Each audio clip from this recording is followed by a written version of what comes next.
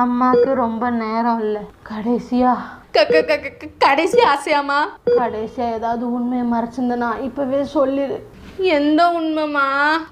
அந்த 500 ரூபாய் நான் தான் திருடினேன். அதெல்லாம் தெரியும். ஓ ஸ்கூலை கட் அடிச்சுட்டு ஃப்ரெண்டு வீட்டுக்கு போனது தெரியுமே.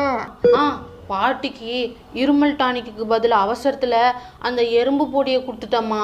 தெரியும் தெரியும். வேற வேற என்ன பண்ண?